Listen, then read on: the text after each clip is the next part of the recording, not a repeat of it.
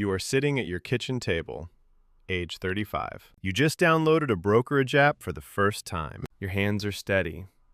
You feel responsible. You feel like you are finally doing the right thing. But across town, your college roommate opened that same app 10 years ago. She invested $500 a month.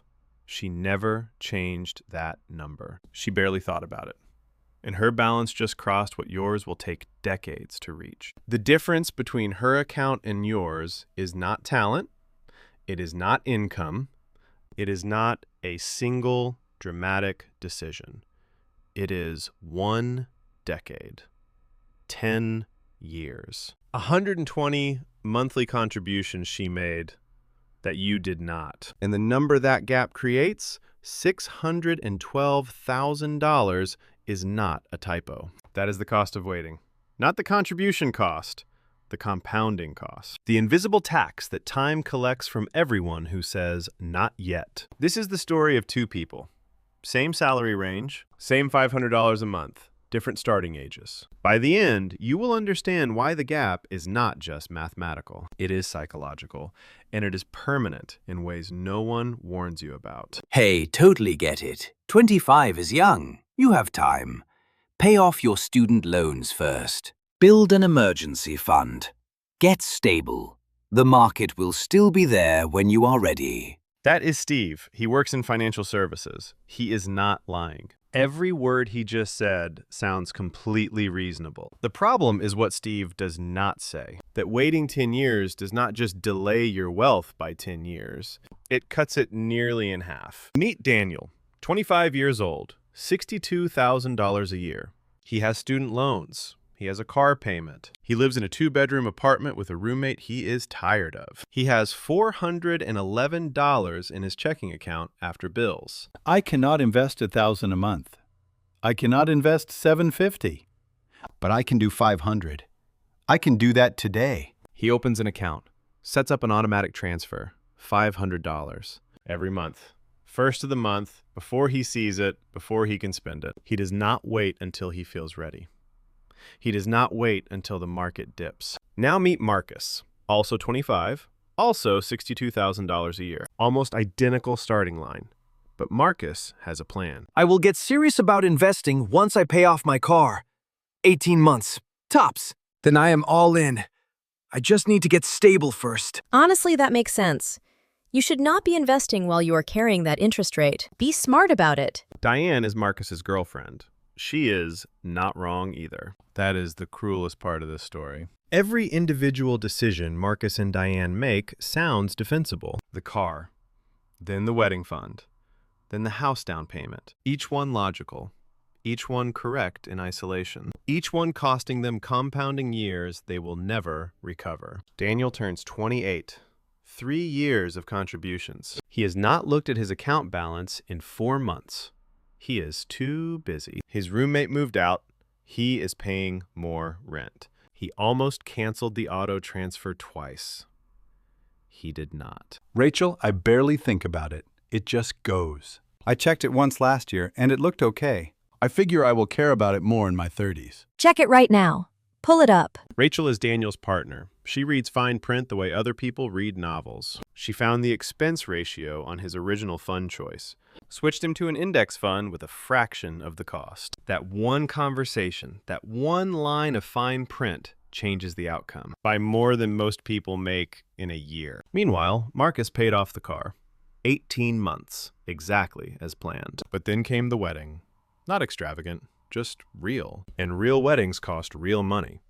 The investment account stayed at zero. He was now 27 with no contribution history at all. We are being responsible. We are not going into debt for this. That is the right move.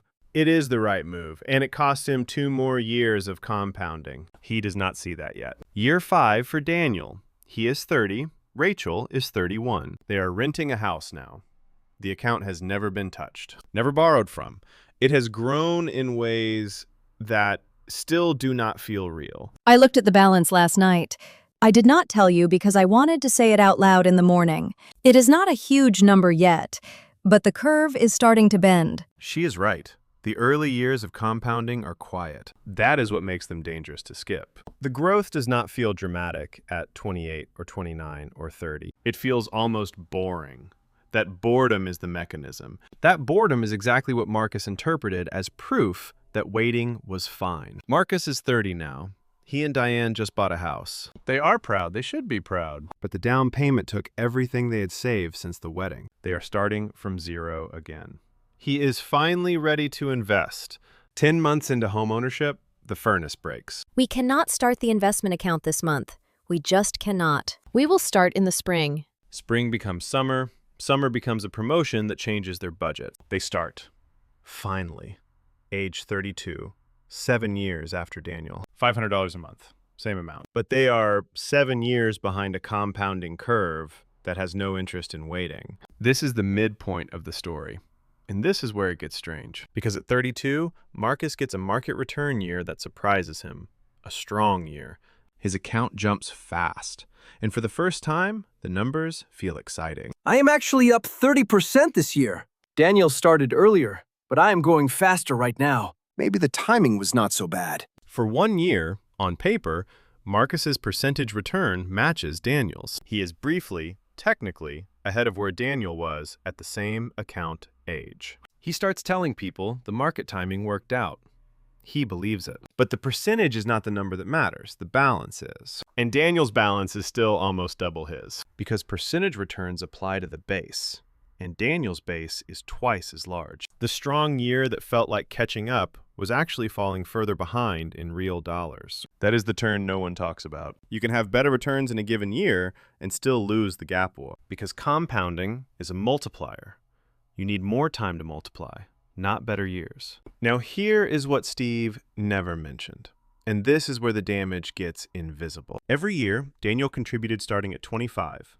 Those dollars went into a Roth IRA. They grew tax-free. Not tax-deferred, tax-free. The gains, the dividends, the compounded returns, none of it will be taxed at withdrawal. Marcus started contributing at 32. He still has Roth access, but he missed 7 years of tax-free compounding on money already grown significantly. The IRS does not give you credit for the years you were meaning to start. The tax clock on those gains ran whether Marcus was watching or not. It is not just the money. It is the mental load. I have friends who started late, and all they talk about is catching up. We never talk about catching up. We just talk about what we want to do with the money eventually. Rachel just named the cost that no spreadsheet captures. The psychological weight of catch-up investing. When you are behind, every financial decision becomes a negotiation against the gap. Every vacation, every home repair, every raise, filtered through, am I investing enough? To make up for lost time? That is not freedom. That is a different kind of debt. Marcus feels it at 35. He has increased his contributions. He is trying. But he runs the numbers sometimes at night, and the math makes him quiet. If I just started at 25, I know I should not think about it. But $500 a month for 10 years, with the compounding. Stop. We cannot change it. We are doing the right thing now. Diane is right. And she is also watching her husband mourn a decade he cannot buy back. That is the point of no return. Not a dramatic moment. Not a single bad decision. Just 35 arriving with the quiet arithmetic of what could not have been undone. Daniel at 35 is a different conversation entirely. His account has reached a size where the monthly market return alone, some months, exceeds his $500 contribution. The money is beginning to make money faster than he can manually add. He is approaching the inflection point. Rachel found it in the projections. At some point in the next few years, the market's monthly contribution to the account is going to be larger than ours. When that happens, we could stop contributing entirely and it would still grow. That is not a fantasy. That is how compounding works at scale. That is what 10 early years of contributions built access to. So where does that leave you, the person at the table? Age 35. App open. Zero balance. 3 choices. Option 1. You start today. $500 a month. Index funds. Roth IRA first, then taxable brokerage. You accept that the gap exists, and you build what you can from here. It is less than what Daniel has. It is still life-changing money if you do not stop. Option 2. You try to outperform the gap. Higher risk, individual stocks, timing the market, chasing the number you feel you are owed. Some people win that bet. Most people make the gap worse. The math does not reward urgency. It rewards duration. Option 3. You close the app. You tell yourself you will start when things settle down. This is the option that feels the most neutral. It is not neutral. Choosing later is choosing less. Every month of delay at 35 costs you more than a month of delay at 25. The curve is steeper now. Later is more expensive now than it has ever been. You know, it is never too late to sit down with an advisor and build a personalized plan that fits your exact situation and goals. No thank you, Steve. The gap is $612,000. You cannot close all of it. You do not have to. But every month you wait, you are not just delaying wealth. You are purchasing a version of your future that costs more and delivers less. The only move that never loses is the one you make today. The app is open. The account is at 0. Not for long. Plant it, leave it, walk away. You are sitting in your car. Office parking lot. Engine off. Phone in your hand. The 401k app is open. $87,000. You are 41 years old. You cannot decide whether that number is a beginning or a tombstone. 3 rows over, the empty parking space belongs to Frank. Frank retired last Friday. He is 58. His account closed at $2.3 million. He started his serious investing at 41. Your age, with less money than you have. Frank did not earn more than you. He did not win the lottery. He made one decision inside a 90-day window. The same window you are sitting inside right now in your car. If you miss it, you do not retire at 60. You work until 71. That is the math. That is the stakes. Let me show you exactly what is on the table. $87,000 today. $500 a month forward. 19 years at a 10% average return. The number at the end is $870,092. You contribute $201,000 of your own money. The market hands you $669,092 for free. That is the deal. That is what Frank took. Now meet the 2 couples who live on your street. Same age, same balance, same salary. One walks away with the $870,092. The other walks away with the regret. The only difference is the next 10 minutes of their lives. House number 412, Daniel and Rachel. Daniel is an electrician. Rachel runs payroll at a logistics company. They have a 14-year-old, a Honda with 110,000 miles, and a student loan balance. Boring people. Quiet kitchen.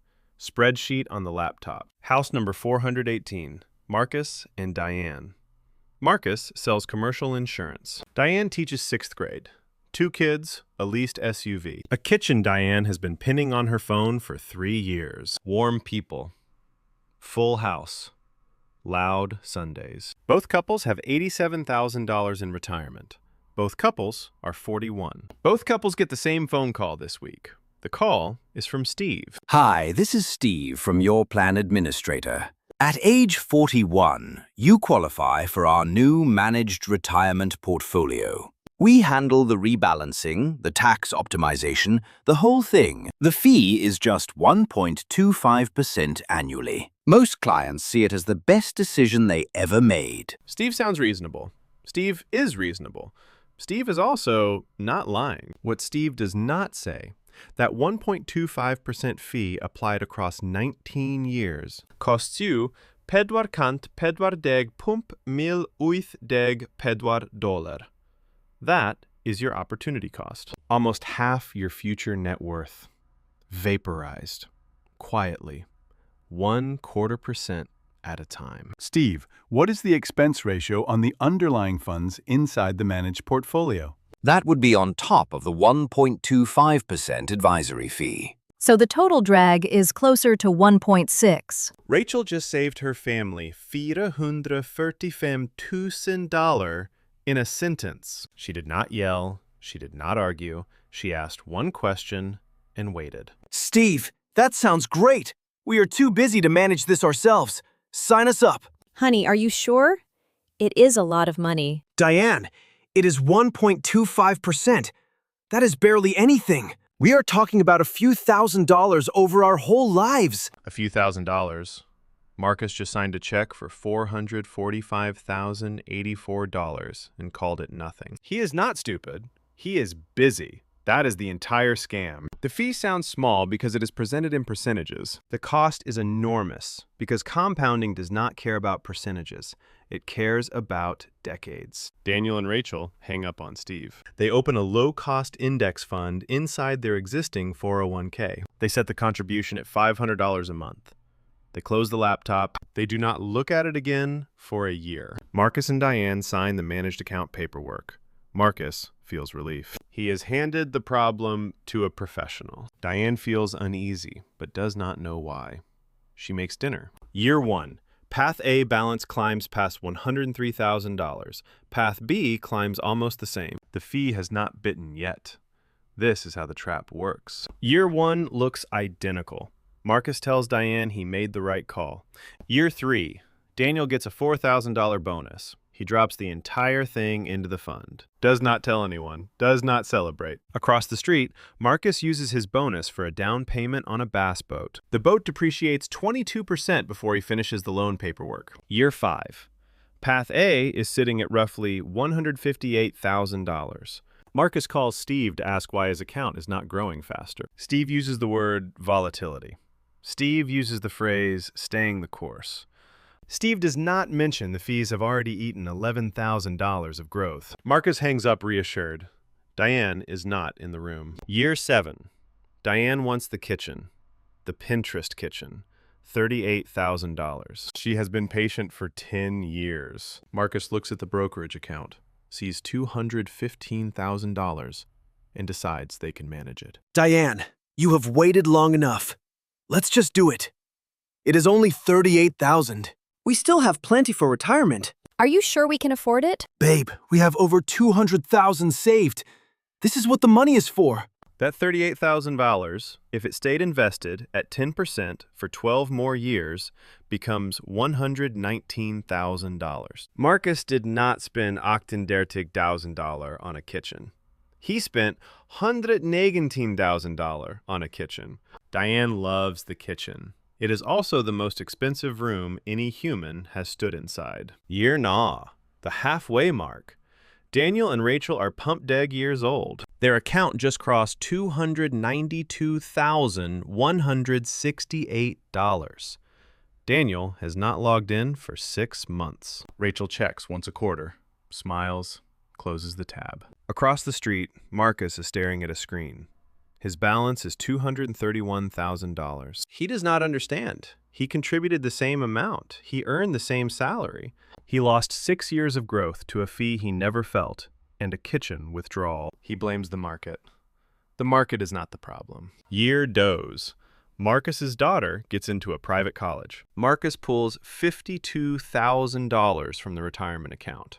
Penalties, taxes, lost growth. He tells himself it is for his daughter. It is also $163,000 of future retirement. Gone. Year 15. Daniel is 56. The account is at $526,000. He still drives the Honda. The Honda has 198,000 miles. Daniel has not increased his lifestyle in 9 years. He has, however, increased his monthly contribution twice. Quietly. Year 19. The finish line. Daniel and Rachel are 60. They log in together at the kitchen table. $870,092. Rachel cries. Daniel pours coffee. Using the 4% rule, that account pays them $2,900 a month. Forever. Marcus and Diane are 60. Marcus logs in alone.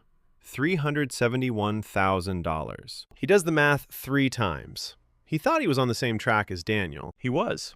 For one day, 19 years ago, in a phone call he does not remember. So let's go back to the parking lot, to you, to right now. You have 3 options.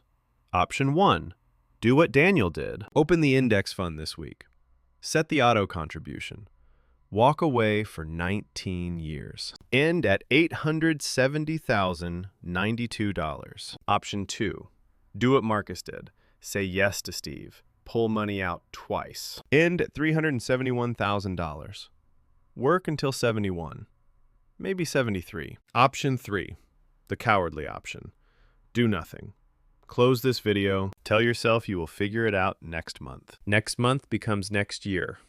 You are 52 before you log back in. The window is closed. The math no longer works. Your phone is buzzing.